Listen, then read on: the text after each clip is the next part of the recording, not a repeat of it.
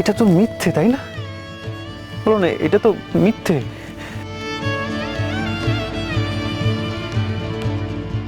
কেউ যদি গঙ্গার জলে দাঁড়িয়ে কথাটা বলে তাহলে তো এটা সত্যি হতে পারে না। এটা তো হতে পারে না, বলো না। এটা তো কিছুতেই হতে পারে না। তুমি শান্ত হও, কিভাবে ভেঙে পড়ো না। শান্ত? কেউ কি পারবে? আমি কি করে শান্ত হবো বলো তো? আমার মা এটা কিছুতেই বলতে পারে না শশী, এটা হতে পারে না।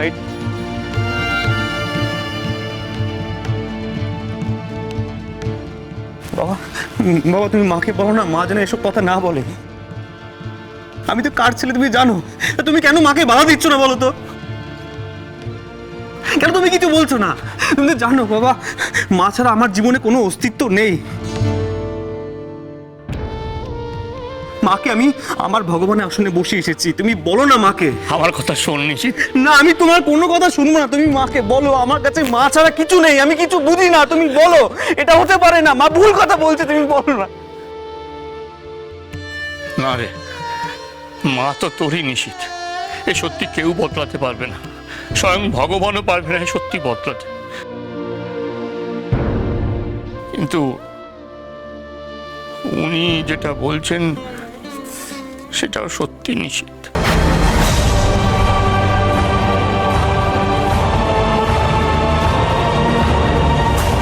এই মহিলাই তোমার আসল মা নিশিতা, আর এটাই সত্যি।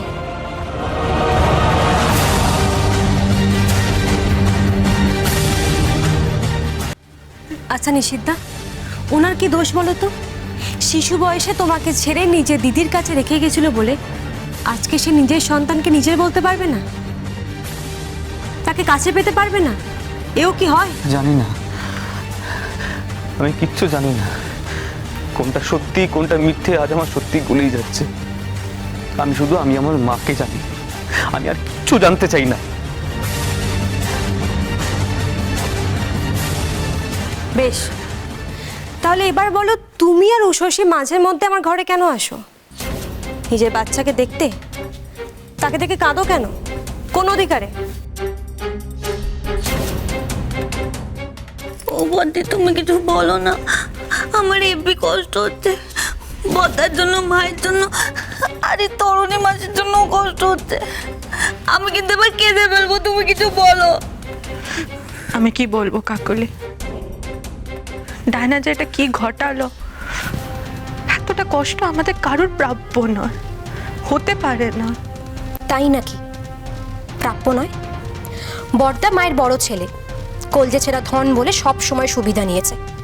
মা একচখামি করেছে বড়দাকে নিয়ে, তারপরেও বলবে এটা প্রাপ্য নয়?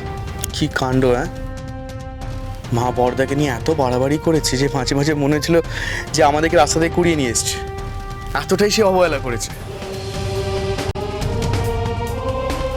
তাহলে ঝুলি থেকে আসল বেড়ালটা বেরোলো। তার মানে বাড়ির বড় ছেলে আমি।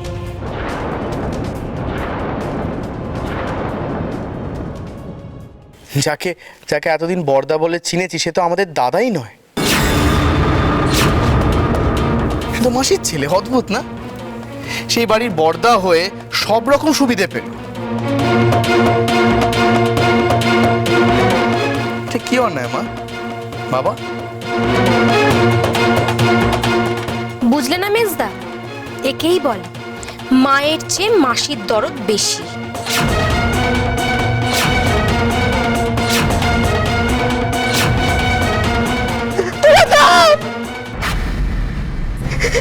শোনাচ্ছে মরণ হলোটা করে আমাকে তুলে নিলে না মা, মা তুমি এমন করে বলো না।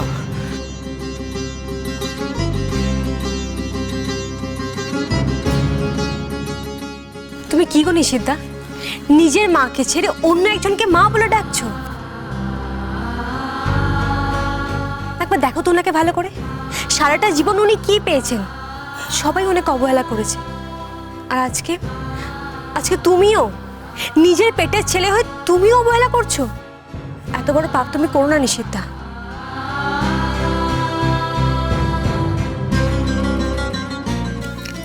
কিচ্ছু চাই না তোর কাছে। এতদিন বাদে ফিরে এসে আমি কোনো অধিকার বলাতে চাই না। আমি জানি এটা অন্যায়, সবার সঙ্গে অন্যায়। শুধু শুধু একটিবার আমাকে মা বলে ডাকবি।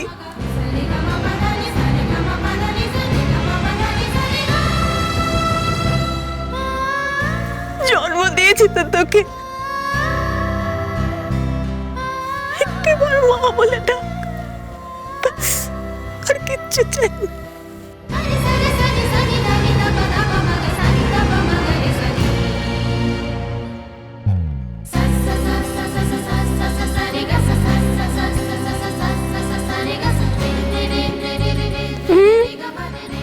কি শশী, তোমার বাচ্চা বলে এত কষ্ট হচ্ছে না ওকে দেখে? জানতাম মায়ের মন তো সন্তানকে দেখলে একটু চটপট করে। আমি একবার ওকে নিয়ে ডানা, একবার দাও। দেব? কিছুতেই না, আমি ওকে দেব না, দেবার প্রশ্নই ওঠে না।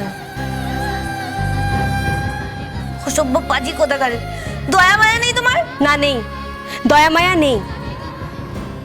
আর এই যে ভবানী ঘোষ, উনার আছে নাকি? উনারও তো নেই। কি আজে বাজে কথা বলছো তুমি? আজে বাজে? কি আজে বাজে বললাম? উনি যা করেছেন আমিও তাই করেছি। একজন জন্মদাত্রী মাকে কাঁদিয়ে তার ছেলেকে হাত করেছে। আরে বেচারা নিশিতদা নিজের মাকে কাছে পেয়েও মন থেকে মানতে পারছে না। আর আমি যদি খারাপ হয়ে থাকি তাহলে তোমার পূজনীয় শাশুড়িও খারাপ, পাপী।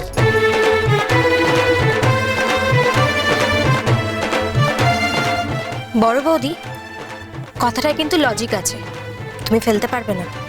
ডানা, এসব কথা পরে হবে, খিদে পেয়েছে, আমি একটু খাইয়ে দিই। এখন না, আগে নিশিতদা ওনাকে মা বলে ডাকুক, তারপর।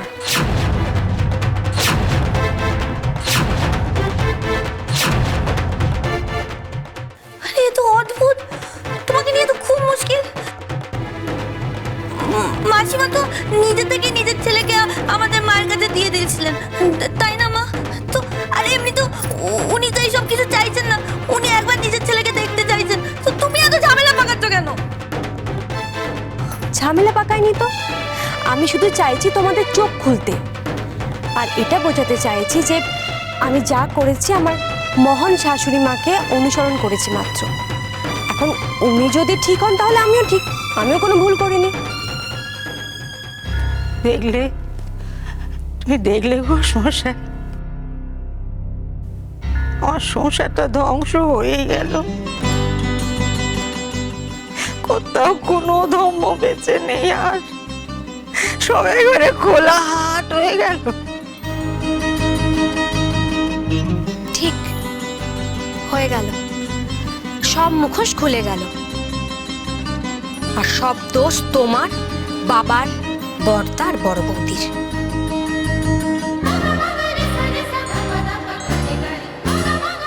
এবার ভাবো তো শশী, ওনার নিশিতদাকে দেখে ঠিক কেমন লাগছে? নিজের সঙ্গে মিল খুঁজে পাবে, হুবহু মিল। এবার তুমি তোমার বরকে বলো, ভবানী ঘোষকে নয়, ওনাকে মা বলে ডাকতে।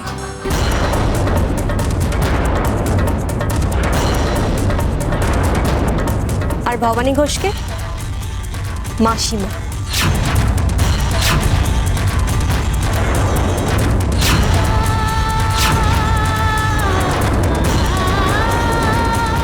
নাহলে এই বাচ্চার দিকে কখনো তাকাবে না তুমি, এই বলে দিলাম।